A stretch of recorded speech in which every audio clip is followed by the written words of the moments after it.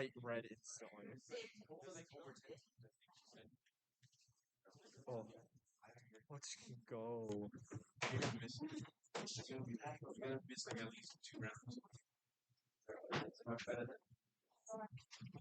Yeah, there might be right. This thing is fake light. Fake diagonal, yeah.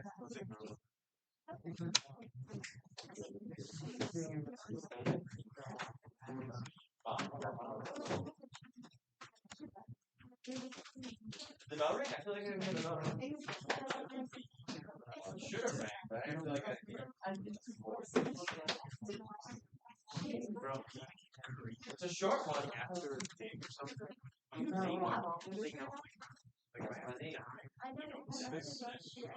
Kyle, we live. Kyle, we live. We live.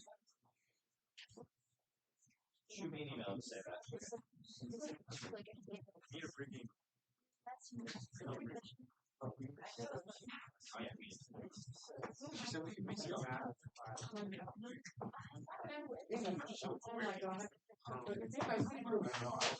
Oh my gosh. Hey guys.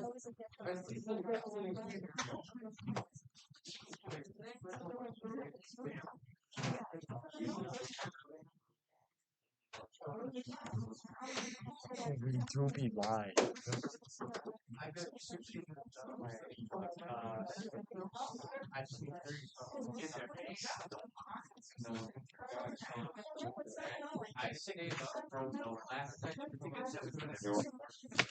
Quincy today? He died. That's unfortunate. Yeah, it is pretty unfortunate. But it's kind of funny.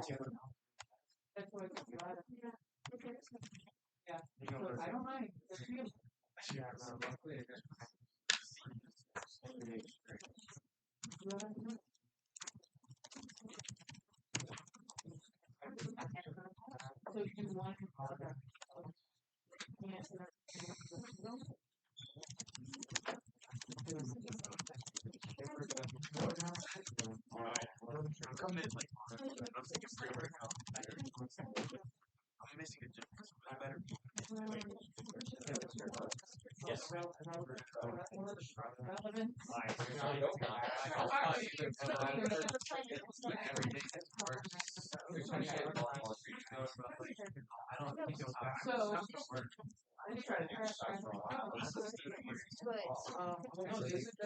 Jared has a nice Oh, this is jokes. Yeah. Bruh. We live. And there's audio. Oh my god. You actually lied. I mean, I said I was gonna do it, so I was gonna do it. I don't know, man. He do say he was finna do it. I did say I was gonna do it. I genuinely look at that right now. Your mom. I wonder if I could start quick. Oh my god, my background is beautiful. I told Ethan to join the stream. Yeah, so when I did that,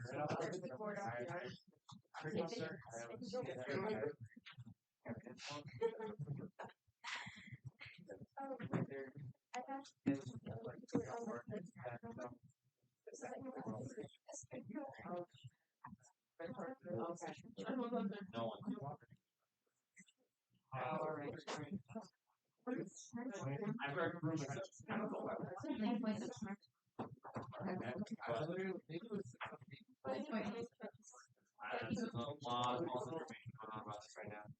that would be Yo. the second that happened, it would be all eyes on like it would be all eyes on Russia and automatic bomb. 80% of the world.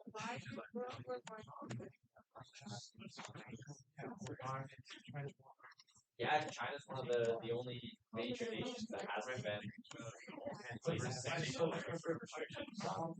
Russia. No, they condemned Russia for their behavior, but I think they really have no choice but to. Yeah, they're getting a significant amount more Should we trade just play from them Minecraft? right now to offset all No, fuck it, I wanna play some Minecraft. So, And so far, I mean, it's in China's economic interest to do that. So.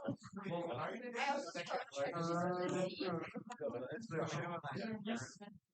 The PC isn't struggling that much either, which is kind of surprising. I'm fucking streaming it. My PC isn't even having a stroke. Throughout the Cold War, we had That's surprising. Yeah, but the stream is Wi-Fi is shit. Like it's 1 frame per second. Damn. It's like a Google slideshow. um, And I don't want to like turn off my VPN. Oh god, why is iCloud? And at any point in time throughout that conversation, Russia had more than us. I know. Back and forth. You know, you got me there. I'm not there. Based gaming.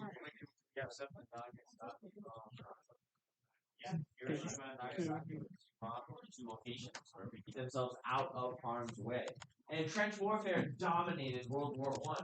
It's the first war we have where trench warfare is the predominant form of warfare. So the question is, why? Why did we go into trenches? Who wants to fight a war in the mud? What did we do this for?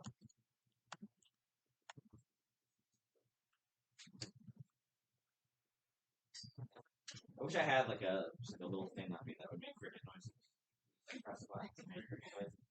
That's like, seriously, what do we think? Like, why did we go? Why did we fight in the ground? That doesn't seem like a very good place to fight. Maybe where their bodies were like concealed, so it's safer. It's definitely safer, but safer from what? From bombs. Oh, actually, not.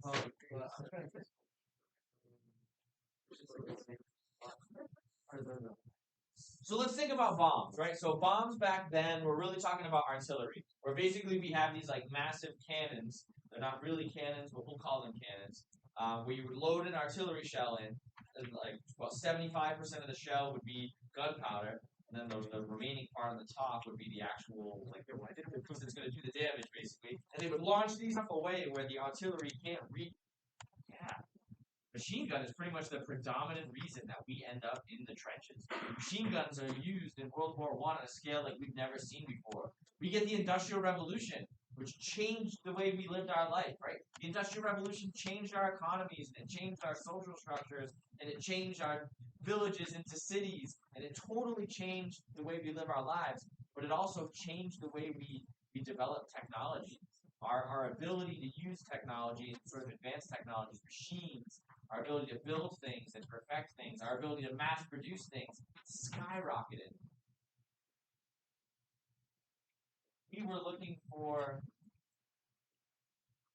at a graph that showed technological advancements. By the time we get to, like, say, my finger here is the Industrial Revolution, we hit the Industrial Revolution and it starts to skyrocket up, right? Like, we see all kinds of technological innovation, and a lot of that came into military advancements.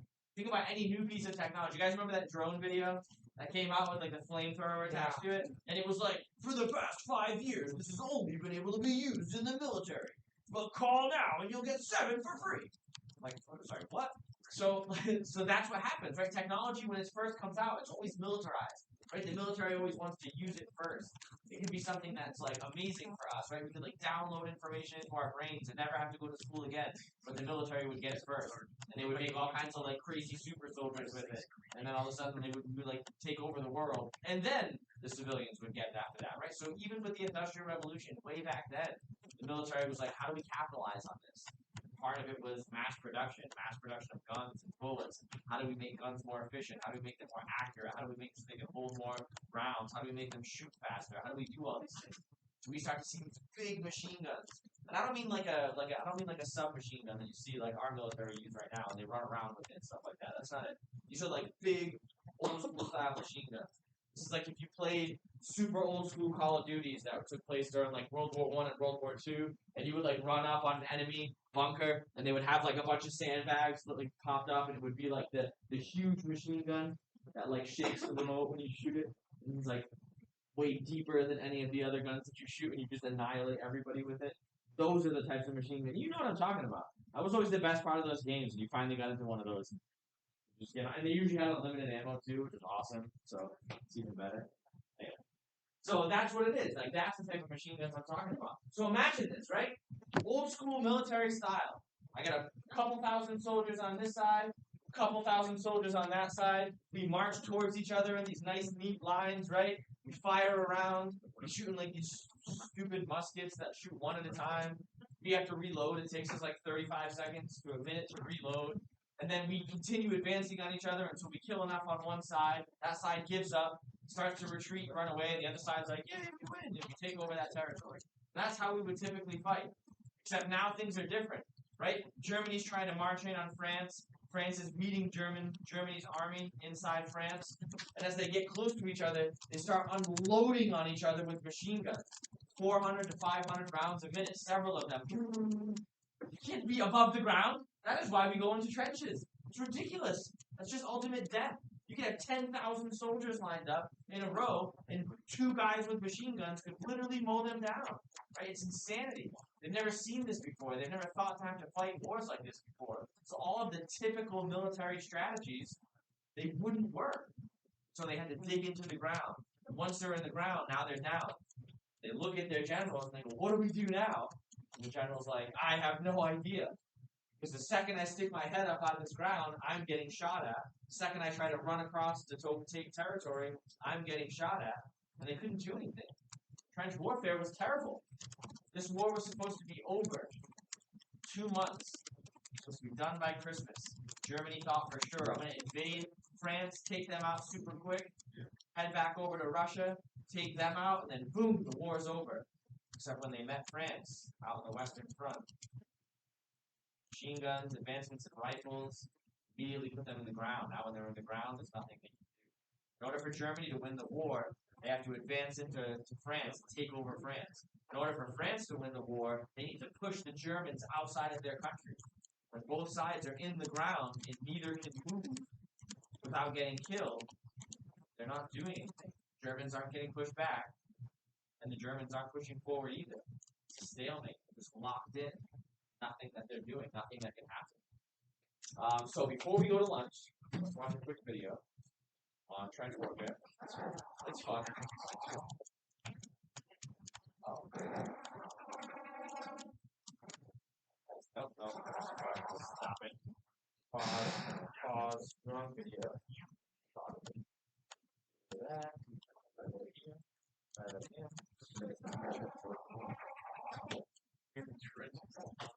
better. So this video is going to talk about that, right? It's going to break down why trench warfare and what you do about it. Because realistically speaking, that's the question they have to answer. What do we do now?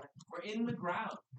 We can't move forward. They can't push us back. We just stay here forever. This is our life now.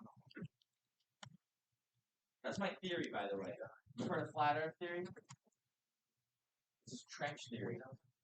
Trench theory is we never actually get out of the trenches from World War I. We just continue to build the world around us. We're actually inside of a trench right now. We don't even know it. Trenches are so big. We look up to the sky. We think that's the sky. That's not the sky. It's just the top of the trench. Trench theory. Look it up. You're not going to find it. So we start a YouTube channel. Trench theory. So, alright, let's check it out.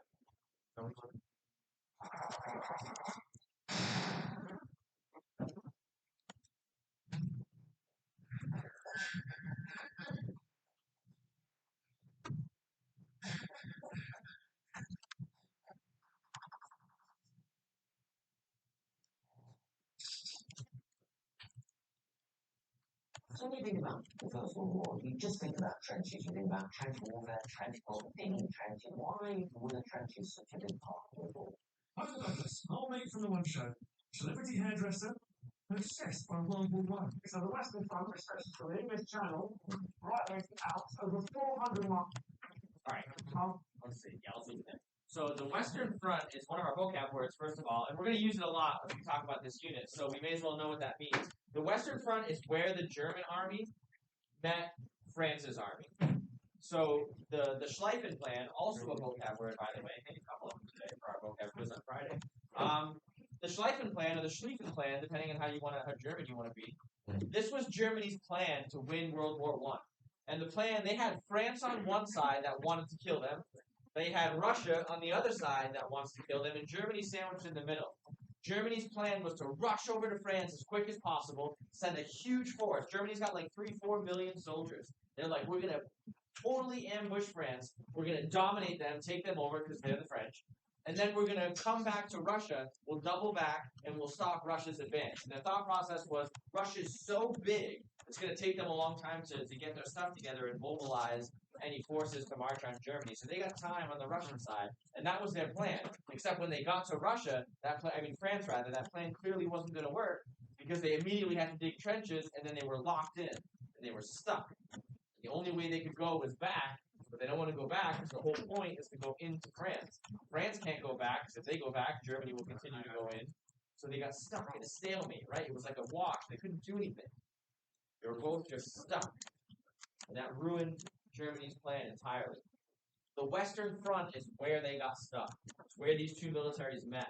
And it basically stretches from northern France all the way down to Switzerland. So this whole border with Germany, right? I know it's blurry, but this is Germany here, this is Switzerland, this is France. The whole line over here is just a consistent trench the whole way down, right? Like one person would meet over here, one group of military would meet over here on either side. They would dig their trenches in. One would try to go this way. Don't shoot play on me. I didn't actually touch you. One would go, then one would try to go south, and the other would meet them south, and they just continue digging the trenches until they had a trench line that ran the whole entire length of that country. So from one end up here in the water all the way down to the other end in Switzerland, you just had a consistent trench that went up the whole entire way. That is the Western Front. The Eastern Front is over to the east, and it's on the Russian side. But the Russian side, that wasn't really trench warfare over there. That was a different type of fighting that took place over there. But that's the Eastern Front on the opposite side. Germans on one side, Allies on the other. And they had to dig those trenches because it was so dangerous to be above ground. Initially, it's dangerous to dig a trench in the middle of that field. It's dangerous to dig a trench, but the most dangerous thing of all is to be standing in a field above the ground. And that's why they had to spend more than 3 years in those trenches. Making very little movement, it was stalemate. But I still don't understand that we stormed the beaches on Venus that a couple of days or so. They had it, what, 3 years in trenches? A lot of people think, oh God, they must have been so stupid, all those generals must have been idiots. In fact, it is extremely difficult. Some of the cleverest people in the world working on this problem, and it took them years to sort out. They were stuck in the trenches, they were keeping their heads down, and they just couldn't get across the field. And today, I brought you here to explain why that is. Oh, wait. This is a classic Western Front style landscape. It is rolling fields, not much cover, few little hedgerows. This is exactly the kind of place that in 1914 the British and the Germans would have ended up facing each other across. So here we are, we're the British. We wanted the soldiers to go across that field and kill or capture Germans, get rid of them, force them back to Germany, right? Sounds pretty easy. It took them more than 3 years to do that. Warfare is about going where you want, when you want, to do what you want. And I want you to go across that field and get to the other side. Okay, and how do I go across? Do I go across like that? Yes, you can. You can try that. Like that? Yeah, Like that? try that. Have a look. Have a look. Yeah.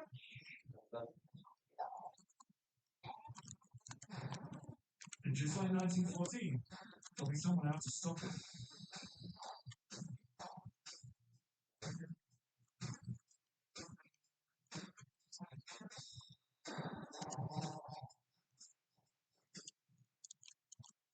Let's get across the other side of the field. Should be easy. No worries.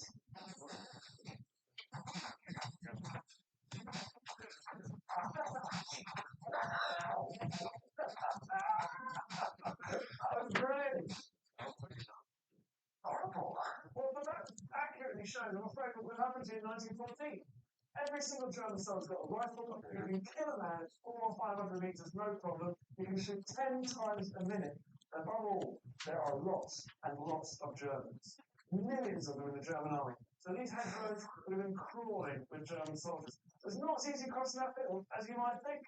Yeah. So basically, go back out there, run around, crawl around, try shooting, do whatever you can. Let's see how close you get.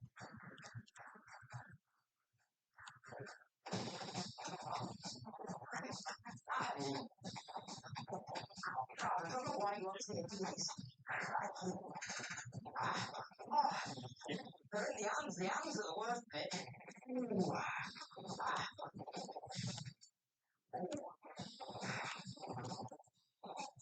based on mine, so he's taking a lot of punishment.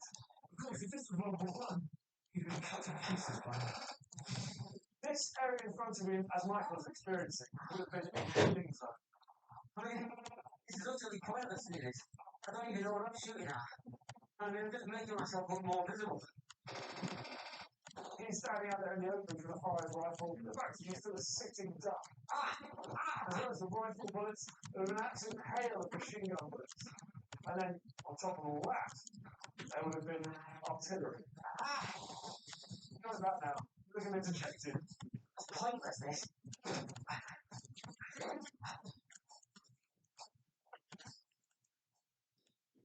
Well, right. That was hard. I give me that. I told you that rifle had no shoes. What's this? That is more useful than a rifle on the western front. That is an entrenching tool which makes a small spade.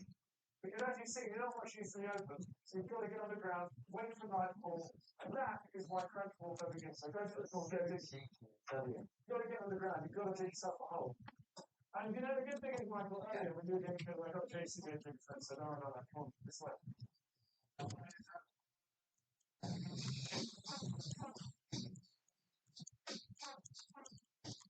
Well, it's obvious incident is this won't stay dark, because obviously they can see you up there.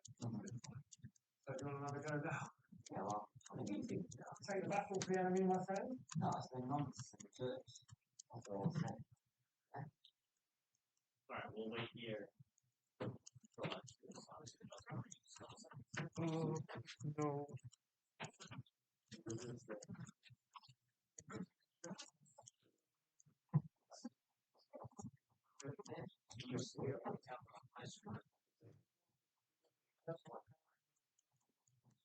I don't know.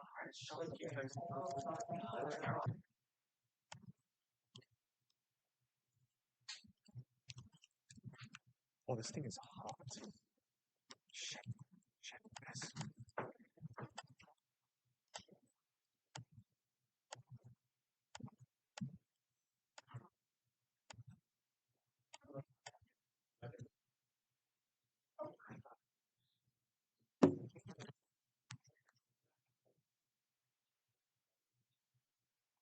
Fucking, can you leave me alone?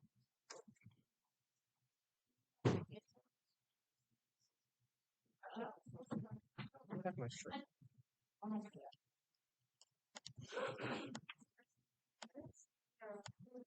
I'm actually bruh.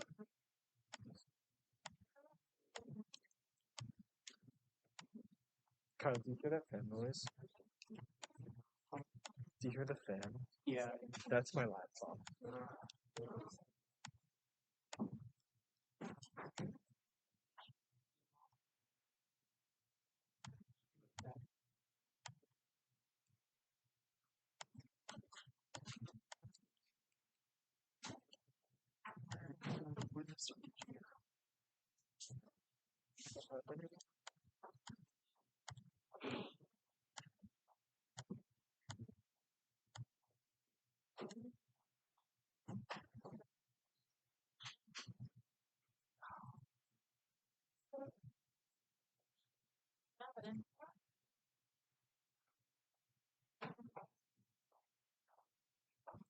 Oh dear lord, I wish I was non-existent.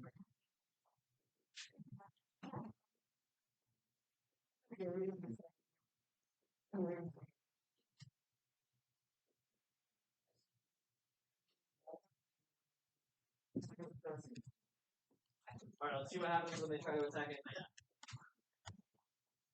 Okay. Creeper, fuck.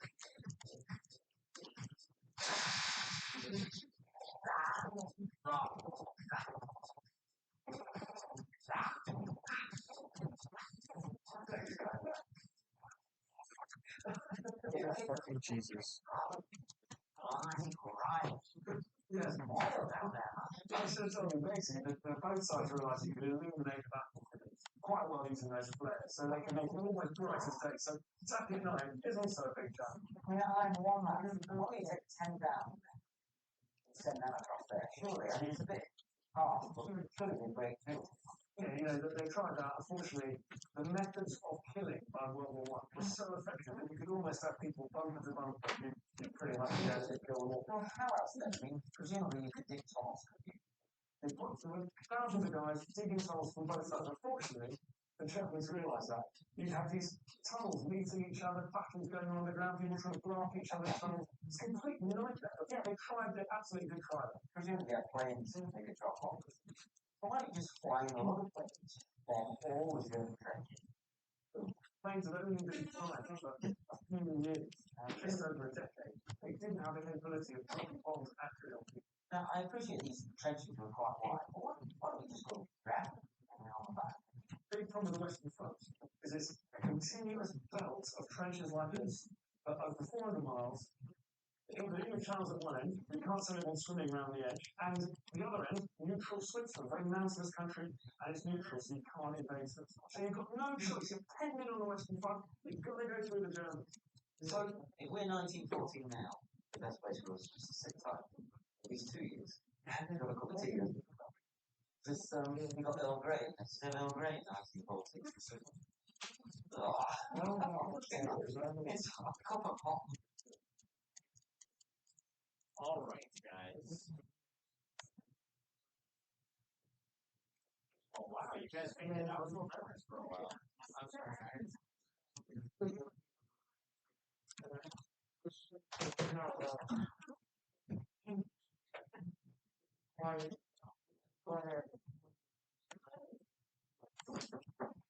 Oh, security alert.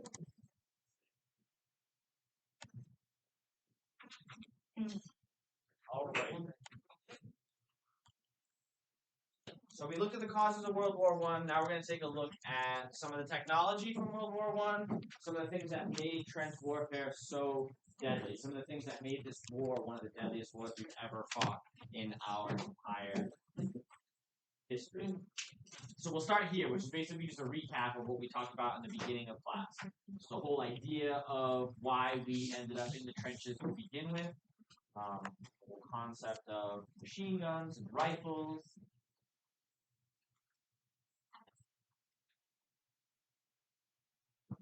This ties in, again, like the Industrial Revolution. You were signing up for the water bowl thing. For NHS, for the team. The whole idea of industrialism and how that allowed people to mass produce on a scale never before seen. This meant so you would have far more rifles than ever before, far more ammo than ever before, far more everything than ever before. So when you produce on such a big scale, you can scale everything else along with it, including the size of your military. There's no point in having 4 million people in your military if you don't have enough guns to give 4 million soldiers a gun. But when you have 10 million guns, then why not have 4 million soldiers, right? That won't make a difference.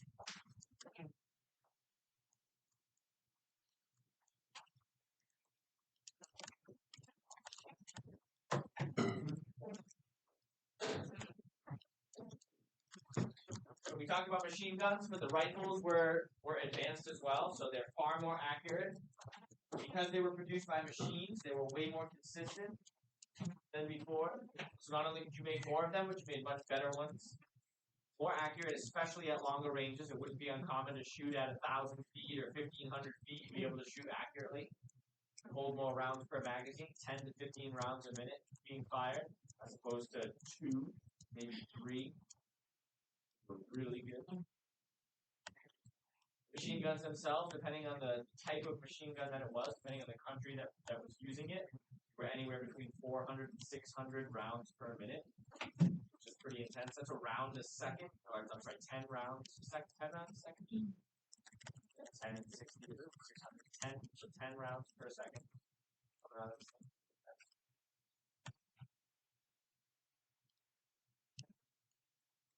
Only place to go in a situation like this would be underground. At that point, standing out on an open battlefield like you normally would, standing out on an open battleground would not be a smart decision. That would be certain death.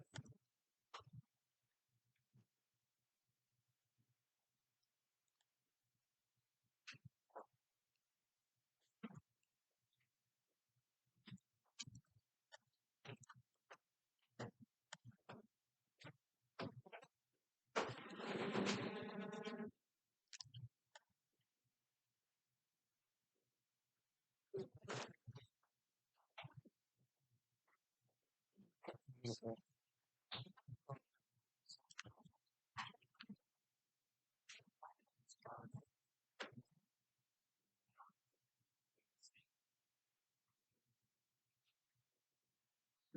don't like that.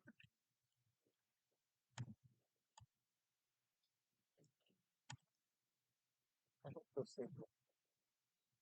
Pretty much every war we've ever fought since World War I has now changed dramatically. Right? World War II, we still use obviously a tremendous amount of soldiers in World War II, and think about modern warfare right now. Like I get a lot of questions, like especially when we teach World War I and World War II. A lot of times people ask me, "Okay, do you ever think we'll have another draft?" And I don't actually. I genuinely don't think we'll ever have another draft. Not because there's a need for it. There's enough people willing to join the military for various reasons that we wouldn't need it. I mean, think about modern warfare. We don't do what they used to do. We don't do what they did in World War I or World War II. We never send over like 250,000 troops to a random country. We just don't need people on the ground in that level, like in that scale. Especially with the technology that we have today, it just doesn't make any sense. Warfare is fought so differently today than it was fought back then. Even the type of warfare we're seeing in Ukraine right now is going back to like older style warfare. This is not traditional, what you can see, especially coming from Russia. I would expect different tactics, but it's very unique. You could launch a missile from 3,000 miles away out of a submarine that would be accurate enough to come right through this window right here. Right? Like, think about that. You don't need boots on the ground for that. You know what I mean? Like that's just it's pretty crazy. So do I think about this draft?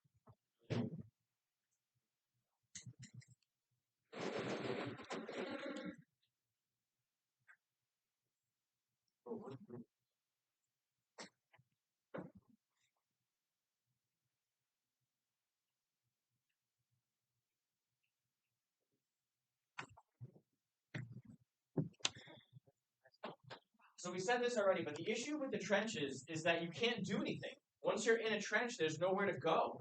There's no way to make progress in the war, and that's exactly what happened. So World War I started in 1914, and in the beginning, you suffered a fair amount of losses as they figured out that traditional warfare wasn't going to work, and they started to build the trenches. But then, as you get to 1916, right, as you get like a year and a half into the war, they quickly realize that they need to do something. You see, the conditions in the trench are horrible. You're literally living in the mud, right? And there's so much stuff that comes with that. So they were having so much death as a result of the people living in the trenches that they knew they had to do something. So in 1916, there's two infamous battles. There's the Battle of Verdun, and then there's what's a whole campaign of battles known as the Somme. And between these two battles, you have about 1.6 million deaths. 1.6 million deaths between these two conflicts alone. That's more than most wars have in total deaths. And that's just a couple of battles that did that, right? So February 1916, they're like, we need to go an all or nothing tactic. Then they tried it, and it led to the death of about 600,000 people. Right? Each side lost a little more than 300,000 soldiers. From July to November in 1916, they tried again. An all-out attack. This time, more than 500,000 on each side died. 1.6 million deaths. And the only thing that happened was about 5 miles of territory were gained. So this is Germany trying to progress hundreds and hundreds of miles into France, and this is France trying to push Germany back 100 miles back into Germany. And they, 1.6 million deaths, they gained 5 miles. 5 miles. This is the type of death that took place when they tried to fight in trench warfare. And if they didn't try to fight in trench warfare, then they were losing soldiers and they were experiencing death just from living in the trenches itself. And that's just the physical toll, not to mention how much all this costs. Setting up all these trenches, building the infrastructure for these trenches, making sure the soldiers have all the supplies they need for these trenches, food, water, clothing, electricity, everything needed to be run to these trenches. From one part of France all the way down to the other, 400 miles worth of trench networks, railroads built to bring these things in.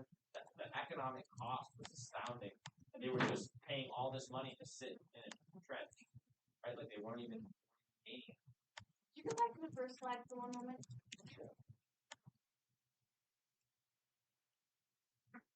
No, you're good.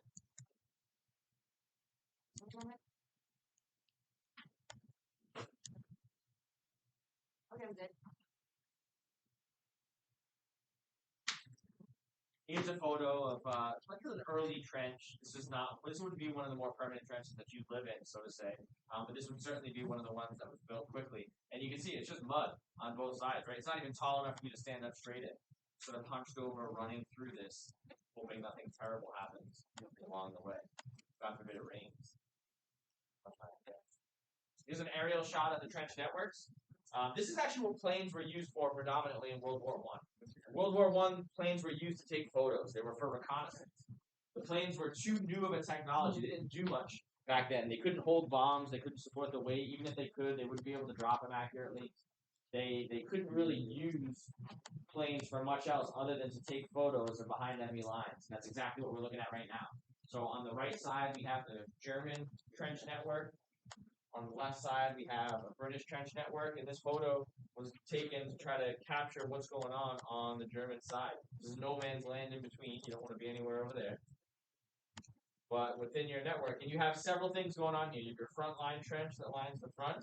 All of these trenches that go the other way are your communication trenches. Why do you think they're in zigzag lines? Why aren't they just straight? Doesn't make much sense, right? Why wouldn't you want to have straight trenches? Why zigzag trenches? It's going to make it that much harder for you to walk through. It's going to make it that much harder to build. It makes it that much harder to run through if you try to go quickly. Why zigzag a trench?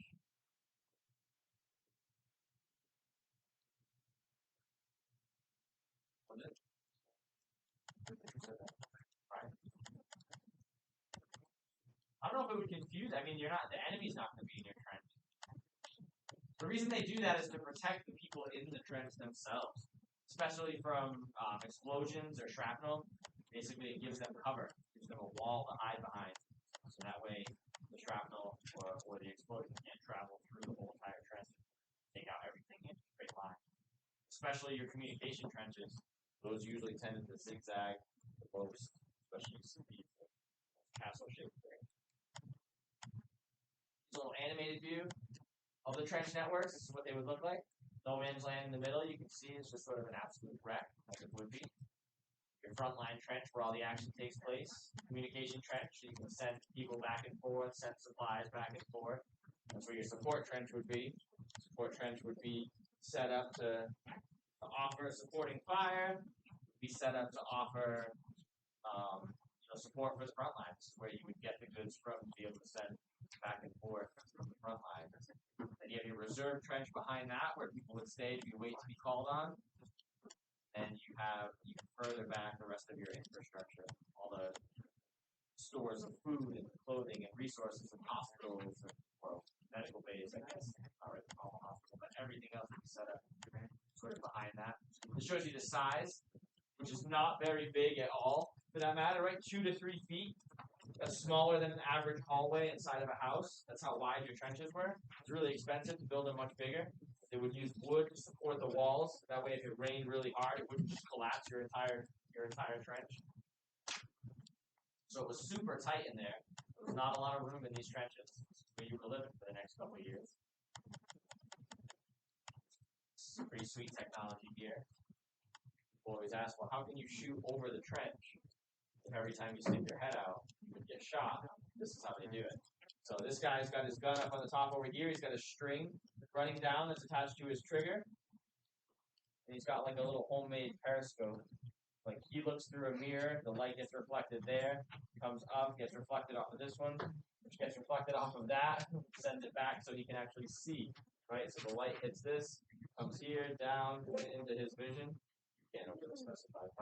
Then if he sees anything in his line of sight, you would pull the string and bang. You'd be able to shoot the people that are advancing or trying to advance across no man's land.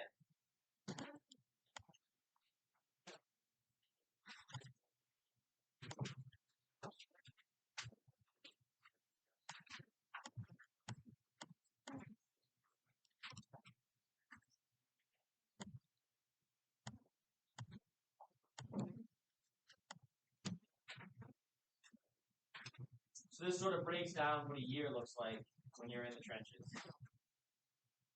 far as the front line goes, right in the action, you're usually there for less than 2 weeks, roughly around a week on average. As far as the whole year goes, 15% of your time, around 55 days, you're in that front line trench. You are right in the thick of everything. It's the most riskiest place to be. Highest likelihood of catching a disease, highest likelihood of being attacked, highest likelihood of getting an injury that could kill you. 10%, about 36 days spent in the support line, running supplies back and forth up to the front line trenches. 30% in the reserve line, just waiting to be called up back to the front line and the support line. 20% is rest, obviously not all at once, but spaced periodically throughout the year. You get some downtime. And then 25% doing other types of things, trainings, medical attention, getting a little bit of leave, if you're lucky. All that stuff done. 25%. Not a fun time.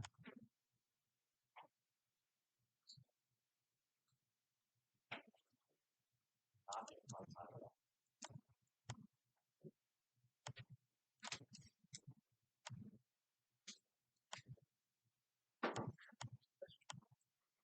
So most historians will say around 15 to 20 million casualties as a direct result of the war. On top of those direct casualties from war, you have another 15 or 20 million that are attributed to the war itself. This can happen from famine, this can happen from just the war conditions, sacrifices that people made at home during this whole entire war. One of the vocab words is total war. Total war is basically like World War I was considered a total war because it wasn't just your military that was fighting the war, but even the civilians at home were making sacrifices and they're being subjected to things that would help with the war effort. People at home, their food supply was limited. That way they could send more food to the soldiers. Same thing with their supplies. They were expected to, if you had any trades or skills, you were expected to make things and give that to the military to support your military. Propaganda ran rampant in your country, put you in a position where you were willing to do essentially anything to help the war effort. So it wasn't just the military that was involved, but everyday citizens and civilians were also involved in some way to help benefit the war. Donating money, donating time, donating clothes, donating resources, donating food, everything. They encouraged people to can their food, not so they could keep it for long periods of time, but so they could send it over to the front lines. So they'd be able to have it. As far as life in the trench itself, it was super boring. Aside from, like dying and being in a war zone, the number one complaint from the soldiers was boredom. They were legitimately bored. There was nothing to do. They're just sitting in their trench doing absolutely nothing, waiting for some orders or waiting for something to happen. Most of the time, it didn't. And if something was going to happen, it almost assuredly meant a whole lot of death. So a lot of people were just hanging around. They were playing cards, reading newspapers, writing letters. You have to worry about disease. You have to worry about rats, big rats.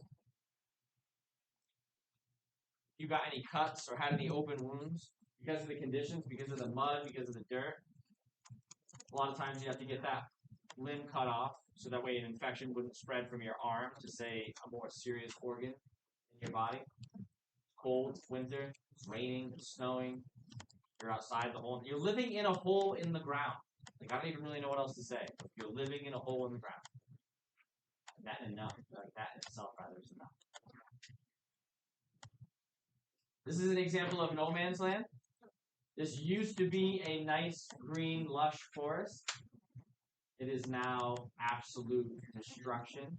This is just getting mowed down by machine gun fire.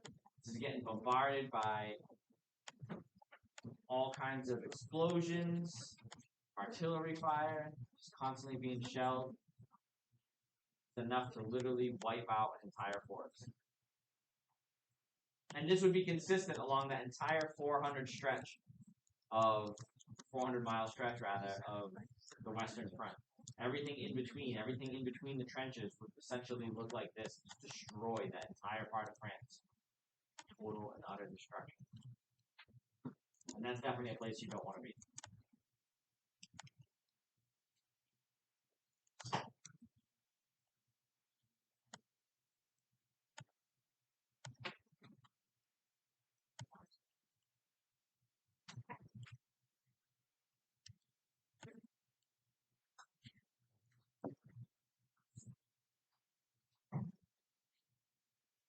conditions in the trench were so bad that even a minor cut could be life-threatening. You look at the German side, 12% of all leg wounds, 12% of all cuts on your leg or injuries to your leg resulted in death. 23% of all injuries to your arm resulted in death. And the only reason more leg injuries didn't result in death is because it took a lot longer for the infection to spread from your leg to a vital part of your body. When it was in your arm, it could spread a whole lot faster to some of the organs that you might need to live. So you could be running down a trench from a support trench or in one of the communication trenches, running up to the front line, running down there, get your arm caught on the piece of wood or something, get a nice gash in your arm. Typically, they'd send you in, clean it up, patch you up, and then send you back. There's a good chance that arm's getting cut off. Because if we don't cut that arm off now, there's a good chance that we're going to spread infection that's going to potentially end up killing you. 23% of arm wounds resulting in death. Disease that was spread in the trenches killed more people than actually fighting in the war itself. Like, more people died as a result of the conditions in the trenches than actually died from the enemy in this war. And that was one of the major problems with World War I, is when you were sitting there bored, trying to figure out what it is you're going to do or how you're going to make progress against the enemy. When you're trying to figure that out, the trench itself is killing you. So sitting and doing nothing was actually just as deadly as just, going over the top. Terrible situation.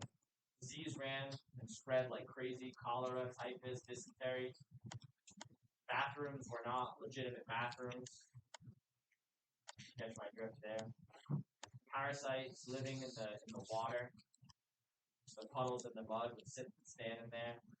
Parasites would grow, run through it, crunch through, and it find its way in open foot. Fungal conditions like trench mouth, trench foot, especially when it got infected, start to eat away at your flesh, spread up your body. Couldn't bury the dead bodies. You couldn't actually go out in no man's land. If somebody died inside the trench, it would just throw them over the top into no man's land and leave them. And then if they ever gained territory, they ever gained land, they would go back and pick up all the dead so they could bury them properly. But in the meantime, you can't leave it in the trench. You throw it over the top. It stays out in no man's land. That's why the rats were so big. They eat the dead bodies in no man's land, get all nice and fat, and come and snuggle up with you at night. Kind of sleep with them, which is nice because they're fuzzy. Like a pet. Kind of like a dog. So you ruffle its face, pat him on the head, like pass with it and stuff. Why not? What else can I do? It's also one of the reasons that disease spread so quickly. Because the rats would go eat a dead body in which you have some terrible infection spreading throughout the corpse, and then run over to you and like nibble on your foot. And now all of a sudden you got that disease. I mean, it's legit. That's what happened. And they just spread disease. Oh, I should probably let you know. If you don't like yucky stuff, now's not the time to look, right? The next couple slides have some pictures of some of the stuff that they would experience, right? This is not necessarily photos from World War I, obviously, because, some of them are later in the slideshow. But this is some example of some of the fungal infections. This is an example of gangrene. This is an example of some of the flesh-eating diseases that would spread rampantly throughout all of the trenches. This is one of the reasons that the trenches were so deadly, right? So, here's an example. This is fantastic. You know what sucks about this? Everything. You know what really sucks about this is, especially, any of those two toes on the left, if I were to flick one of those, it would just, shoot clear across the room. Because there's not much holding it on at that point. It's literally being eaten away at, right? It would separate very quickly. This is eating the flesh away, right? It's eating it away from the inside, which means you just, that's the noise it makes. It's gotta go. It's gotta go so it doesn't spread. When you get an infection like this, you have to remove the part above it, right? To prevent it from spreading to other parts of your body. This starts to spread in again to any of your vital organs, and you're done so. Done so. Alright, that's a soggy foot. This is a soggy foot. Soggy fit. Just in case you were wondering. Now, soggy feet happen, right? Anybody who's been in the pool for a long time knows you get soggy feet. Soggy feet is one thing. Now imagine you're in the trenches, right? Muddy puddles everywhere. You're wearing the same pair of boots for like 20 hours straight, splashing in and out of things. And now you're in, like, you know that soggy foot. Everyone's felt the soggy foot before. Hands get all pruny and stuff like that. It's terrible. Now imagine you're in a boot and it's just like sliding around in the boot. Especially you're running hard. You get a cut on the bottom. There's nothing you can do about it. Then it gets infected.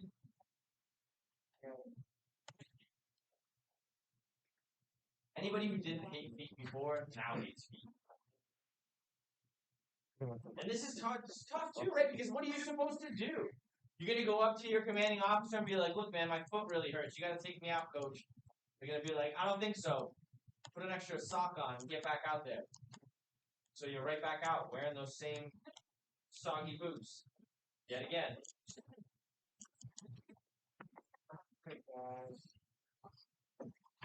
Oh my god. Nice toes. You're going to skip the open toe shoes on that thing. Okay? You don't need it. Trench mouth was a thing as well. Oral hygiene was really bad, so it was really easy to pass infection through your mouth. Really, really bad. I don't recommend you kiss the other soldiers. Just saying. Something tells me that mouth doesn't smell very good. Although I'll tell you right now, that was probably that was not the worst smelling thing in the trenches, hands down. Not the worst smelling thing in the trenches. But that's just a small example of some of the stuff that you would witness. I mean, that's just normal, right? Like, if you went to World War I and that didn't happen to you, then I don't even know. Video's 5 minutes. We got 3. Yeah. 4, yeah, 3.5.